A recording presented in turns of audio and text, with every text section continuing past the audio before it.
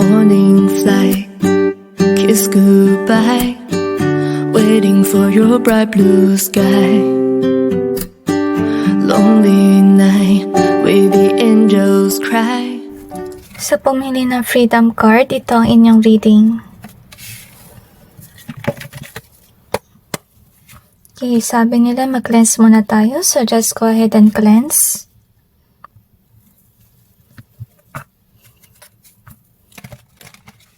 Nasense ko na parang akong kinakabahan. Masikip sa dibdib yung energy. Siguro, itong tao na to nagsisinungaling sa'yo. You could be a workaholic person at nasense ko na kung sino man ito manggagamit siya at mga agaw din siya. I kinda like sense na ahas yung kanyang energy. So na-wonder why nag-cleansing tayo ng 2 beses na. Kasi kanina, bago ako mag-start, nag-cleanse din ako at pinag-cleanse uli ako.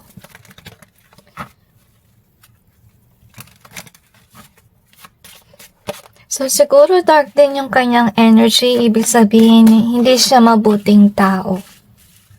At I kinda like feel na sinungaling siya. At kung ano man ang kanyang pinopost, huwag mong paniwalaan. Okay? I kinda like feel no whomever this is, he or she take things for granted. Yun yung kanyang ugali. So, doon palang red flag na yun. Kasi baka kung friend mo siya or pwede rin malapit ka sa kanya, i-take advantage ka lang niya at hindi niya nakikita yung iyong worth. Okay? Hindi kanya pinapahalagahan. Ngayon, i-clarify natin yung cards. I feel na kung sino man ito guys, after lang siya sa kayamanan, I kinda like feel na may pagkayabang din siya sa social media. Oops, mali ako na shuffle guys, dapat ganito.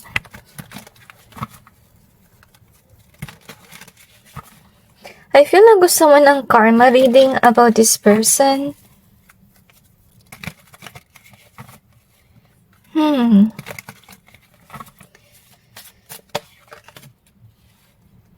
Okay. I kinda like feel na kung sino man ito guys, puno siya ng kamalasan sa kanyang buhay at untoxic ng kanyang vibe. So, no wonder why nag-double cleansing tayo kanina. Anyway, let's see what we have here. So, we have the balance and gain. So, as I told you, siya ay materialistic. At itong tao na to ay manggagamit. So, yung motibo niya, first of all, ay gamitin ka.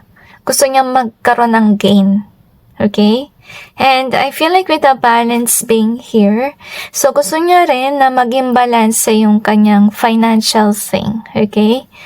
So, maybe this person is thinking na ikaw yung tipong tao na mauuto.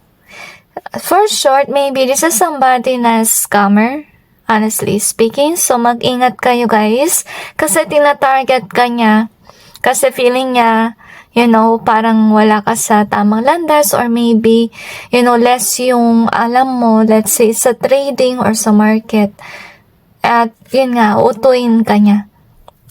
So, tina-target ka niya. So, mag-ingat kayo guys kasi nga, hindi maganda yung kanyang vibe at I kinda like feel na masama siyang tao at makasarili siyang tao at hindi lang yun, sinungaling siya. At yung pangarap niya ay magkaroon ng achievement with regards sa money or pwedeng yumaman. So, yun yung kanyang motibo. At ito siguro yung nangyayari na yung motibo niya ay agawin yung iyong attention. As you can see. So, hindi maganda yung kanyang motive kasi gagamitin ka niya. And first of all, with regards to this card, ibig sabihin lang nun, pinoprotektahan ka ng Diyos from this person. Maybe kapag makikita kayo, you know, di natutuloy or pwede rin kapag tatawagan ka niya, laging, you know, wala sa yung phone mo or nakapatay yung cellphone, pwede rin ganun. Basta, hinahadlangan ng Panginoon yung inyong pagtatagpo or yung pag-uusap ninyo. Kasi, hindi maganda yung kanyang motibo. Next one that we have is this one. So, this is something that's happening to you maybe. So, baka naman nagpo-post ka na social lang yung buhay, may money ka, may influence ka, at yung buhay mo ay mapayapa kasi you do have material gain. At, the freedom being here, so, may freedom ka sa yung buhay. Siguro, ikaw yung tipong tao na swerte lang, lalong na sa pera. At siguro ikaw yung tipong with the freedom card here, nagdidiscover ka rin ng bagay-bagay kung paano rin umasenso at magkaroon ng income. So, whoever this is, maybe this is definitely a scammer. And this person is eyeing on you para ma-scam ka niya.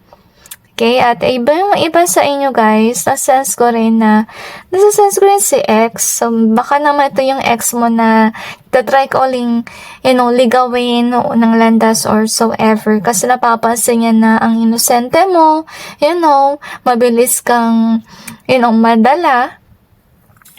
Or pwede rin kung di man ex yan, maybe about sa tao na, yun nga, gusto kanyang, parang bang i-brainwash, kumbaga, para may makuha siya sa'yo. So, pwede rin kasi gold digger kasi habol niya ay pera, diba? So, maybe it's about relationship too.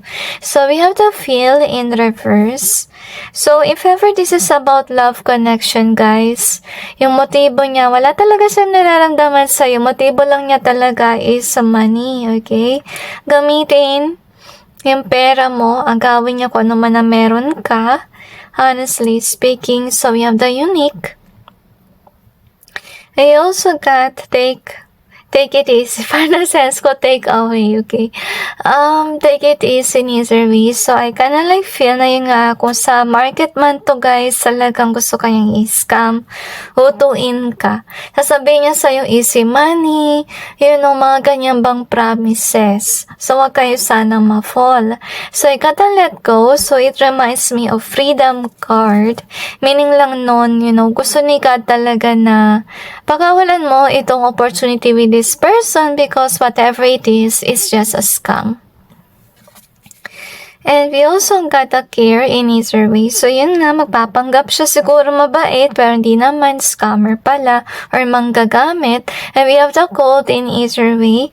So, I kinda feel na nalulungkot ako sa cold kasi baka ito yung tipong tao na yung gagamitin ka niya. And sa oras na, nakuha na niya yung gusto niya sa'yo, bigla siya maging cold-hearted. Pwede rin kasing sabihin natin na about sa love life, kung hindi man yan about sa money, pwedeng habol lang niya ay one night stand, that can be, and then after that, this person will become cold to you. So, yun yung kanyang motibo. So, first of all, since hindi maganda yung vibe, iwasan nyo na to, guys, okay? So, anyway, let's see what else do we have here. Okay, they asked me to cleanse again, so just go ahead and cleanse. Baka naman ito yung ex mo na ginagamit ka, magkakabalikan kayo, tapos, iiwan ka uli. Kasi kanina nasa esko vibe ng ex eh. Okay? With the freedom card, yung nakaalis ka na sa connection, pero, gusto pang bumalik neto, para gamitin ka uli or utuin ka. So, wag na kayong pauto, guys. Please lang, okay?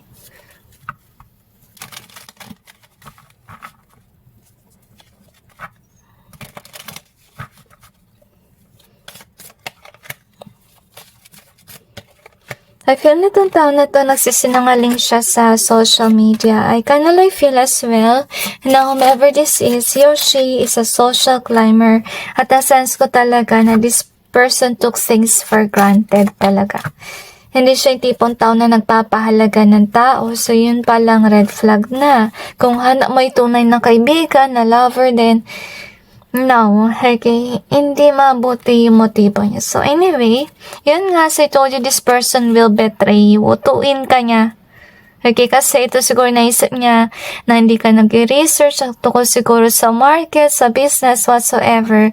So, dahil doon, uutuin ka niya. Which is sad, okay?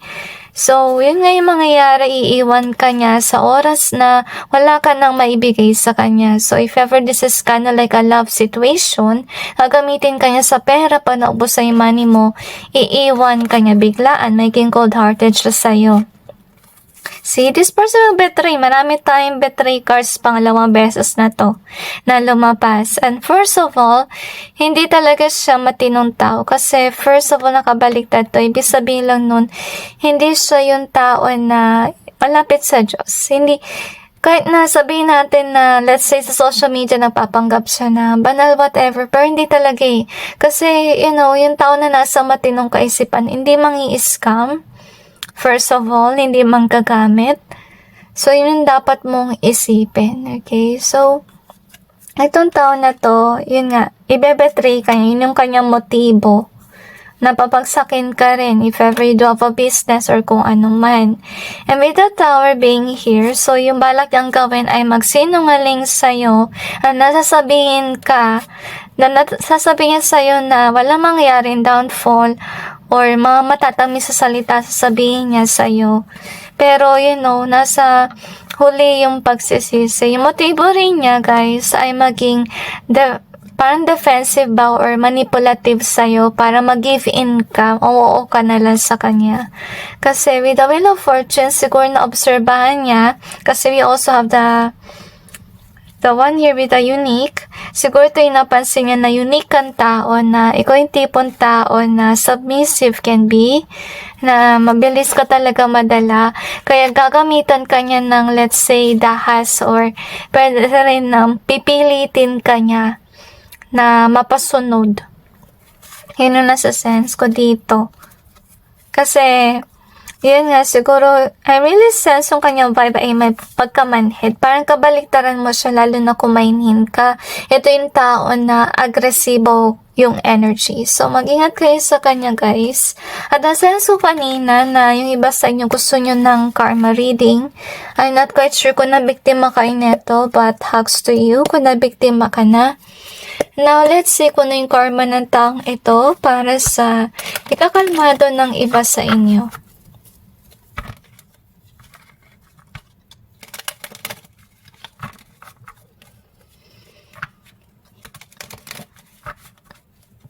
I kinda feel na itong tao na to ay madalas bigo.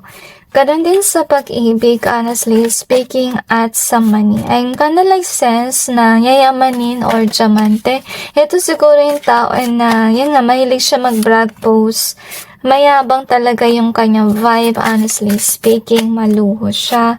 So, maybe dahil sa pagiging maluho niya, kaya yun nga, laging walang budget or money kasi maybe nagbabayad yan ng credit cards and so on. Ngayon, yung karma ng taong ito, guys, hindi siya makapag-focus sa let's say, pagsasave ng money. Kasi nga, as I told you, walda siya. Yung gusto niya mangyari dito is by him or her posting na mayaman siya whatsoever. Respetuhin siya. Ito yung kanyang paniniwala. At dahil dito sa ganitong vibe, nangyayari niyan, naubos naman ang kanya sa lapit. Yun nga, heartless nga siya. Social climber, as we can see. At if yun ay sa kanyang karma, guys, kung may friends man siya, may lover man siya, or kung ano man, hindi love ang meron doon. Okay, ganun din yung mga taong kasama niya, kagaya niya na cold-hearted at walang pakialam. Isa rin sa kanyang karma, si told you, isa sa kanyang ugali ay agresibo at dominante rin. So, makatagpo rin siya ng tao na dominant.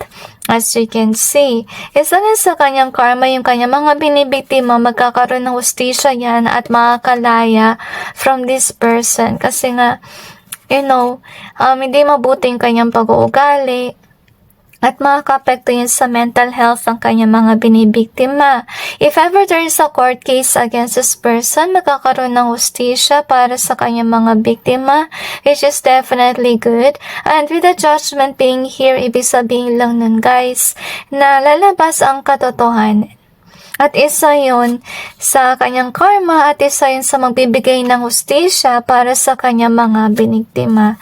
Ngayon, I kinda feel with this one, yung mga binibiktima niya someday, magkakaroon sila ng fulfillment with regards to finances. So maybe this is definitely a scammer or manggagamit with regards sa money, gold digger.